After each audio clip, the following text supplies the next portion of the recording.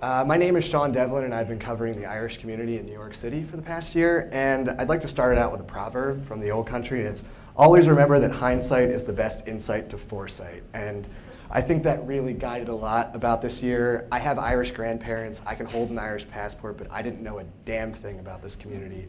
And they've taught me more about myself than I ever could have imagined.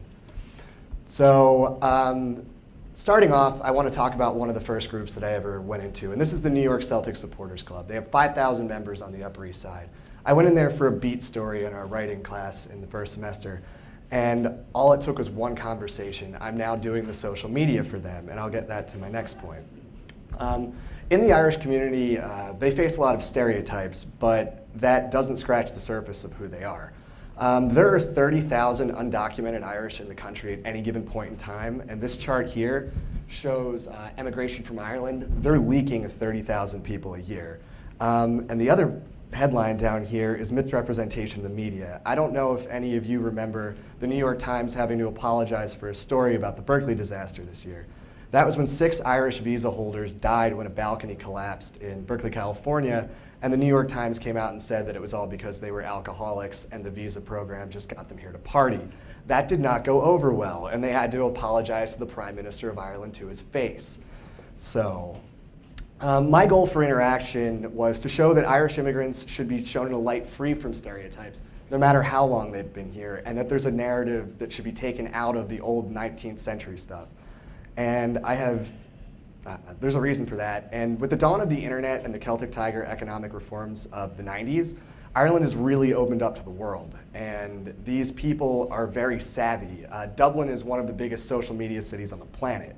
They just need somebody to tell the story and cut through all the bullshit, to be honest. So I'm going to show you 2 headlines. Well, first I'll talk about our friend Jeff Jarvis here. I went by this guiding quote, "It's not about you, it's about them." I was writing a lot about my experience in being Irish, but none of you care, and I didn't care by the end. There's a really interesting narrative behind this, and I'll show you 2 headlines. This is what we call a diddly-eye headline. This had 31,000 shares on a website called the Irish Central, but really, I'm sure the pie tastes great, but it really doesn't tell you anything about social journalism. Whereas this one from the Irish Times is a column called Generation Immigration. It is a great example of social journalism. They take one person a week who has emigrated from Ireland all across the globe, and they each get to write a column. So my goal was to try to do this on a smaller scale. My methods were a fewfold. I did in-person interviews here and in Ireland both. I did community organization involvement. I ended up volunteering both for the Irish Arts Center and the New York Irish Center in order to get more involved with the community. I did my own blogging and wrote upwards of 20 pieces on my Medium page and 13 pieces for the Irish Echo newspaper. And I curated a Facebook page that garnered over 1,000 followers called Irish American Community News, which really strove to break the stereotypes that a lot of people, even like my own parents, one of whom has Irish parents, buy into. So I want to tell a few different stories of people that I talked to. This is a tangible impact story, and I've categorized them such. This is Potter Hickey.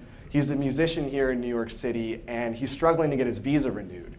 There's a visa in the United States where if you get 3 clips of published media, you're allowed to stay for an extra 3 years. Potter emailed me 2 weeks ago after a chance meeting in March on St. Patrick's Day, so I'm glad we both remembered it.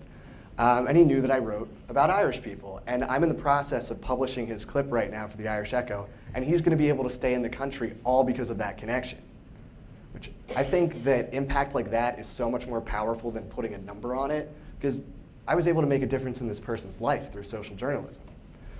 This is Maeve Higgins. She's a pretty famous comedian from Ireland. She's been on Comedy Central before. And her situation was largely the same. She needed another clip to extend her visa another 3 years. But her situation was a bit different in that she's a community stakeholder. She tweeted the article to 28,000 people in Ireland and the United States. And I was able to gain a really big following from that. And with her backing, I've been able to meet so many people in the Irish arts community. And fortunately, as of yesterday, I've been started an Irish artist column here in New York City, which is helping people retain their visas. This is Jennifer O'Grady, and she's a bit of a different story. She was illegally in the country for 6 months. She has 2 bachelor's degrees. She is getting a master's in Ireland right now. And this is the untold story. People don't really know that Irish people struggle with immigration here in this country. She told me a story of a pub around the corner that I frequent a bit too much, and the immigration services came in and they were looking for people who were illegally in the country. But one of the police officers said, "Oh, we're not worried about you Irish, we're only worried about the Guatemalans," which really showed that there's an element of racism behind this. And these people are allowed to slide under the radar, but if she's caught, she can never come back to the United States. These are untold stories that I really strive to tell, but the thing that's hard with social journalism is there's that trust. So I was never able to interview her in the United States, but as soon as she went back to Ireland, she talked to me. And I never knew, and we're very good friends. So my methods of outreach, I was a part of 2 Facebook pages, Irish Network NYC and J1 Network NYC, which are for visa holders and Irish business people in New York City. I published on Medium, upwards of 20 posts, usually about 100 likes a story. Irish American Community News is my curation page, which you'll see a bit more of in a minute. And I write for the Irish Echo newspaper, which has a circulation of 100,000 people a week as an arts and culture writer, which is why I have the column. So I think the impacts, if I was able to keep 2 people and hopefully a third with a play I covered yesterday in the United States because of a 500-word article, I think that's some pretty damn significant impact, and it's not something that's really covered. I was able to write 13 articles that have gone to 100,000 people, which I guess technically is over 1 million people reading my stuff. And my Twitter following doubled, and Irish American Community News was able to get over 1,000 views, which it had about 300 first semester, so I'm pretty proud of that. So what did I learn? You need to be able to listen. My entire life, I thought that growing up Irish was all about pints of Guinness and green fields, but I never really bought into the stereotypes myself. You need to get your community to trust you. They took me about a year to crack, and I'm really only building the network now.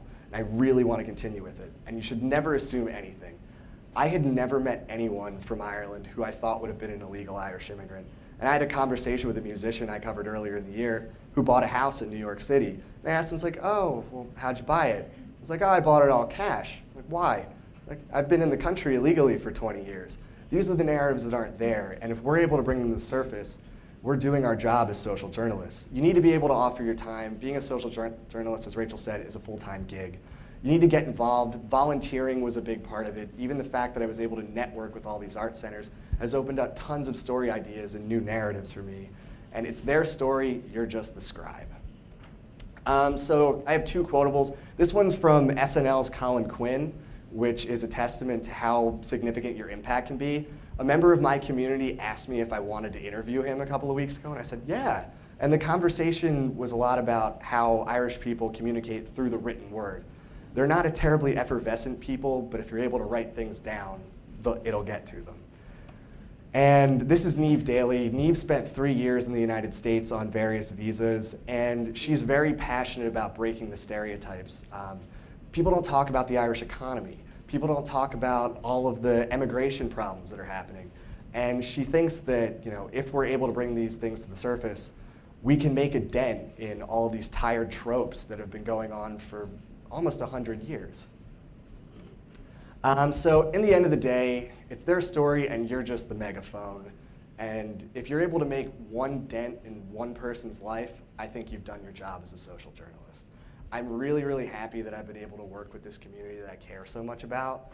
And sometimes you get to meet somebody you really like from TV about it, which is really fun. But that's it for me, and I really appreciate all of you listening.